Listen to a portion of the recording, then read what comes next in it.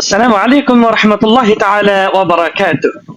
দিনদরদি ভাই ও বন্ধুগণ, লজ্জা কত বড় সম্পদ আমরা এই ব্যাপারে একটি হাদিস শুনব। وعن أبي هريرة رضي الله تعالى عنه أن رسول الله صلى الله عليه وسلم قال: الإيمان بضع وسبعون أو بضع وستون شعبة فأفضلها قول لا إله إلا الله وأدناها إماطة الأذى عن الطريق والحياء شعبة من الإيمان। আবু হুরায়রা রাদিয়াল্লাহু তাআলা থেকে বর্ণিত, তিনি বলেন রাসূল করিম সাল্লাল্লাহু আলাইহি ওয়াসাল্লাম বলেছেন, ঈমানের 70 অথবা 7 অপেক্ষা কিছু বেশি শাখা রয়েছে। তার মধ্যে সর্বোত্তম শাখা হলো লা ইলাহা ইল্লাল্লাহ বলা, এবং সর্বনিম্ন শাখা পথ থেকে কষ্টদায়ক জিনিস সরিয়ে দেওয়া। আর লজ্জা ঈমানের অঙ্গ। এই হাদিসে পাক থেকে যে দুটি বিষয় আমরা শিক্ষা নিতে পারি, তার মধ্যে একটি হচ্ছে যে পথ থেকে কষ্টদায়ক বস্তু সরিয়ে দেওয়া। আজকে দুঃখের বিষয় হলো সত্য, আমাদের সমাজে দেখা যায় আমরা পথঘাট থেকে কষ্টদায়ক বস্তু সরাই তো না, বরং আরো কষ্টদায়ক জিনিস আমরা রেখে দিই।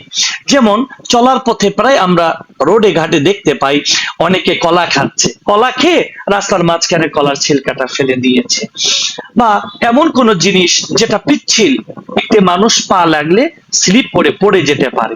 তাহলে আমি তো কষ্টদায়ক বস্তু সরালাম না, সেই জায়গায় এমন কাজ করলাম যার দ্বারা একটা মানুষ অ্যাক্সিডেন্ট করে ফেলতে পারে, তার হাত পা ভেঙে যেতে পারে।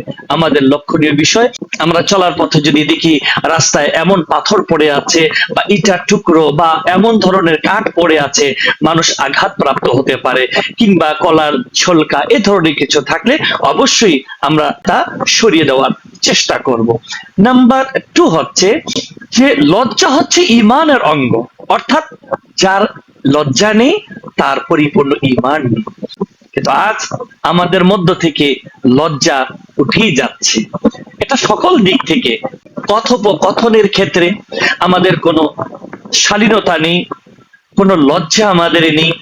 পোশাক আদির ক্ষেত্রে লজ্জা তো বলতে গেলে পুরোটাই উঠে গিয়েছে। মহিলাদেরকে দেখা যাচ্ছে যে তাদের অবয়বকে প্রকাশ করে তারপরে চলছে।